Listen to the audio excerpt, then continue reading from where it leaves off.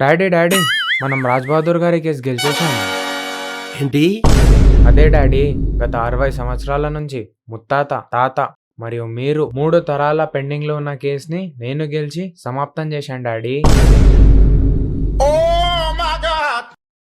అరే, ఎంత పని చేశావురా! కూర్చున్న కొమ్మని నరికేసుకున్నావు కదరా! బంగారు గుడ్డు పెట్టే బాతునే చంపేశావు కదరా! ఛ! తన కాళ్ళ మీద తానే గుడ్డలు కొట్టుకోవడం అంటే ఇదే మరి. అసలు 60 సంవత్సరాల నుంచి కేసు పెండింగ్ పెట్టింది ఎవరనుకుంటున్నావురా? మేమే కదా పెట్టింది పెండింగ్. ఇటు చూడు,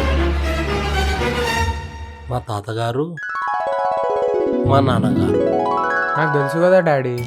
60 సంవత్సరాల కింద మనకి 10 గుంటల భూమి ఉండేది. అదే రాయబహదూర్ ఫ్యామిలీకి 400 ఎకరాల భూమి. మా తాతగారు ఏం చేశారు?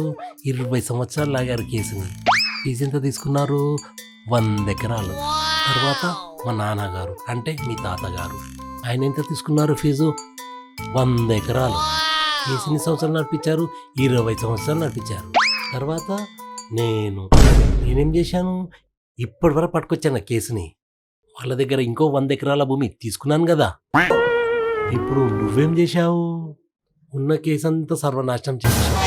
ఆ ఉన్న 100 ఎకరాలు తీసుకుంటావు అంటే అది కూడా తీసుకోలేదు. ఎలా బతుకుతావో ఏమో. ఆ దేవుడే కాపాడాలి నిన్ను. మొత్తం బుడిదెప్పాలు చేసేసిన. खत्म। Bye bye, tata, goodbye, गया।